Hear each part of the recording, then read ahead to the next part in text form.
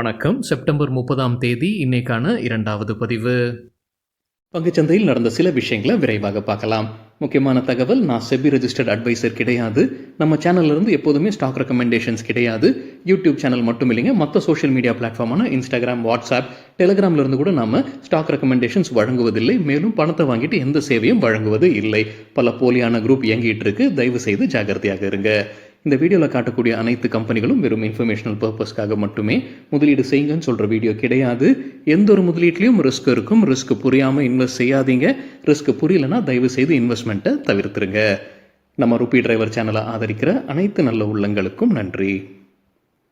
நம்ம market open ஆகிறதுக்கு முன்னாடி உலக மார்க்கெட்ஸ் எப்படி இருந்ததுன்னு பார்க்கும்போது, வெள்ளிக்கிழமை யூஎஸ் மார்க்கெட்ஸ் ரெட்டில் தான் க்ளோஸ் ஆகியிருந்தது. பெரும்பாலான யூரோப்பியன் மார்க்கெட்ஸ் க்ரீனில் க்ளோஸ் ஆகியிருந்தது வெள்ளிக்கிழமை. இன்றைக்கி நம்ம மார்க்கெட் ஓப்பன் ஆகிறதுக்கு முன்னாடி பெரும்பாலான ஏஷியன் மார்க்கெட்ஸ் ரெட்டில் தான் ட்ரேட் ஆகிட்டு இருந்தது.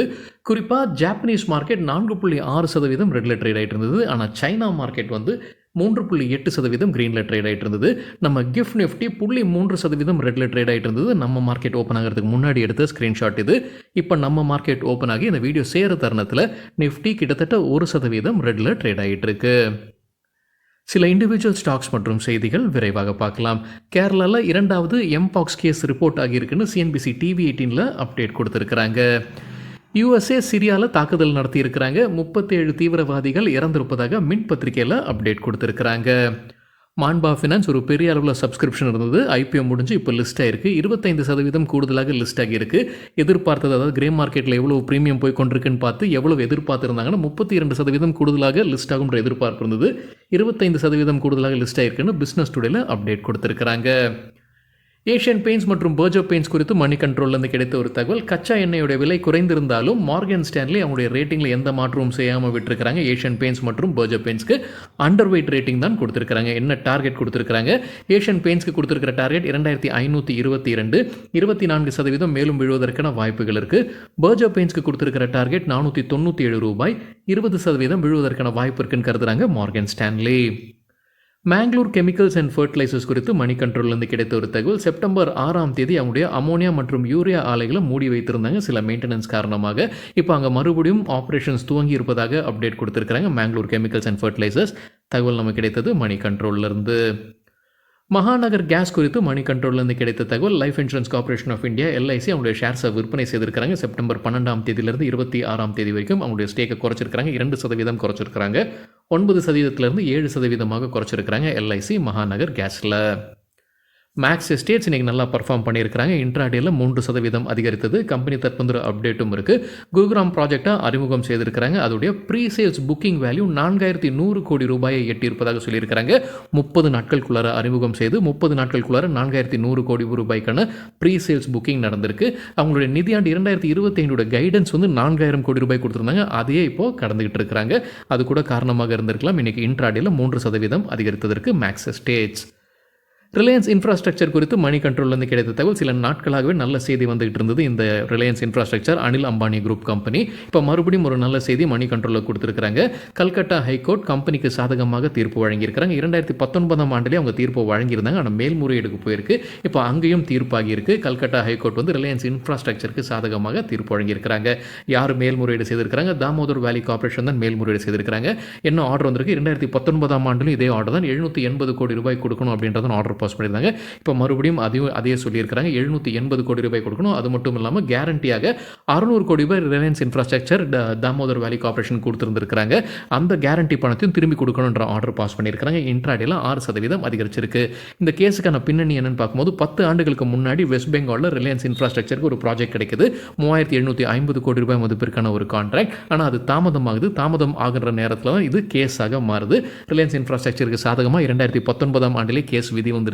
இப்போ மறுபடியும் மேல்முறையீடுக்கு போயிருக்கு. அவங்களுக்கு சாதகமாகவே வந்திருக்குன்னு மணி கண்ட்ரோலில் அப்டேட் கொடுத்துருக்குறாங்க. யூபிஎஸ் 2 வீலர்ஸ்க்கு என்ன ரேட்டிங் கொடுத்துருக்காங்க? டிவிஎஸ் மோட்டர்ஸ் மற்றும் ஐஷர் மோட்டர்ஸ்க்கு அவங்க பை ரேட்டிங் கொடுத்துருக்காங்க. ஹீரோ மோட்டோகார்ப் மற்றும் பஜாஜ் ஆட்டோக்கு செல் ரேட்டிங் கொடுத்துருக்காங்க யூபிஎஸ். என்டிபிசிக்கு ஜெஃப்ரீஸ் பை ரேட்டிங் கொடுத்துருக்காங்க. எதிர்பார்க்குற டார்கெட் ஒரு ஷேருக்கு ₹485. பாலிசி பஜாருடைய பேரண்ட் கம்பெனி பிபி ஃபின்டெக் குறித்து சிஎன்பிசி டிவி 18லேருந்து கிடைத்த ஒரு தகவல். பிபி ஃபின்டெக் $100 மில்லியன் முதலீடு செய்ய போகிறாங்க. அவங்களுடைய புது பிஸ்னஸில் ஹெல்த் கேர் கம்பெனி பிஸ்னஸில் அவங்க இறங்க போகிறாங்கன்ற செய்தி நம்ம முன்னே பார்த்துருந்தாங்க. இப்போ புதிதாக அவங்க 20-30% ஸ்டேக் வாங்குறாங்க. $100 மில்லியன் முதலீட்டு செய்கிறாங்கன்னு சிஎன்பிசி டிவி 18 அப்டேட் கொடுத்துருக்காங்க. மைனாரிட்டி ஸ்டேக் தான் அதில் வாங்குவதாக அப்டேட் கொடுத்துருக்காங்க. பர்சிஸ்டன்ட் சிஸ்டம்ஸ் ஒரு புது முதலீடு செய்திருக்கிறாங்க. பூனே நிறுவனமான ஆர்கால அவங்க முதலீடு செய்திருக்கிறாங்க. அவங்க டேக் ஓவர் பண்ணியிருக்கிறாங்க. இந்த ஆர்கா நிறுவனத்துடைய நிதியாண்டு 2024 வருவாய் $2.9 கோடி. ஒட்டுமொத்தமாக $14.4 கோடி இந்த கம்பெனியை டேக் ஓவர் பண்ணுறாங்க பர்சிஸ்டன்ட் சிஸ்டம்ஸ். ஆர்கா அப்படின்ற நிறுவனம் டேட்டா பிரைவசி டொமைனில் இருக்கக்கூடிய ஒரு நிறுவனம். இன்ட்ரார்க் பில்டிங் ப்ராடக்ட்ஸ் தற்போது அப்டேட் இருக்குது. அவங்க குஜராத்தில் நிலம் வாங்கியிருக்கிறாங்க. 51,926 ஸ்கொயர் மீட்டருக்கான நிலத்தை வாங்கியிருக்கிறாங்க. அங்கே உற்பத்தி ஆலை அமைக்க இருக்கிறாங்க. இந்த நிலம் வாங்குவதற்கு கம்பெனி செய்திருக்கிற செலவு $7 கோடி. இண்டஸ்இண்ட் பேங்க்குக்கு கோல்ட்மேன் சாக்ஸ் பை ரேட்டிங் கொடுத்துருக்காங்க. எதிர்பார்க்குற டார்கெட் $1,635. தற்போதைய லெவலிருந்து 13% அதிகரிப்பதற்கான வாய்ப்பு இருக்குது. பஜாஜ் ஃபினான்ஸ்க்கு சிஎல்எஸ்ஏ அவுட் பர்ஃபார்ம் ரேட்டிங் கொடுத்துருக்காங்க. எதிர்பார்க்குற டார்கெட் $9,200. தற்போதைய லெவலிருந்து 18% அதிகரிப்பதற்கான வாய்ப்பு இருக்குன்னு கருதுறாங்க சிஎல்எஸ்ஏ. வெல்ஸ்பன் கார்பரேஷனுக்கு ஒரு புது ஆர்டர் கிடச்சிருக்குன்னு சொல்லியிருக்கிறாங்க. யார் கிட்டதுன்ற சொல்லல. மிடில் ஈஸ்ட்லேருந்து கிடைத்த ஆர்டர். அந்த கான்ட்ராக்டோடைய மதிப்பு என்னன்ற தகவலும் கம்பெனி வெளியிடலை. நவீன் ஃப்ளூரனுக்கு நிர்மல் பேங்க் ரேட்டிங்காக அப்கிரேட் பண்ணியிருக்கிறாங்க. புது ரேட்டிங் பை ரேட்டிங். எதிர்பார்க்குற டார்கெட் ப்ரைஸையும் உயர்த்தி இருக்கிறாங்க. முன்ன சொன்னது 3,600.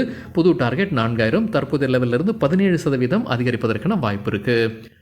பஜாஜ் ஸ்டீல் இன்றைக்கி நல்லா பர்ஃபார்ம் பண்ணியிருக்கிறாங்க. இன்ட்ராடேல 11% அதிகரிச்சிருக்கு. அக்டோபர் 3 போனஸ் குறித்து முடிவெடுக்க இருக்கிறாங்க Bajaj steel.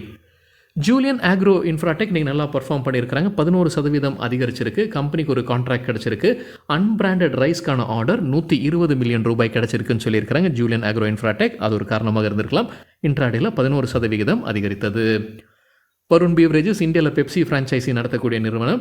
HSBC by ரேட்டிங்கை initiate பண்ணியிருக்கிறாங்க. எதிர்பார்க்குற டார்கெட் $780 ஒரு ஷேருக்கு. ஃபெடரல் பேங்க்குக்கு நொமுரா பை ரேட்டிங் கொடுத்துருக்காங்க. எதிர்பார்க்குற டார்கெட் ஒரு ஷேருக்கு $240. தற்போதைய லெவலிருந்து 24% அதிகரிக்கும்ன்ற எதிர்பார்ப்பு நொமுராக்கு ஃபெடரல் பேங்க் மீது. சரிங்க, இதுதான் சில விஷயங்கள் என்னுடைய பார்வைக்கு எட்டியது. நன்றி, வணக்கம்.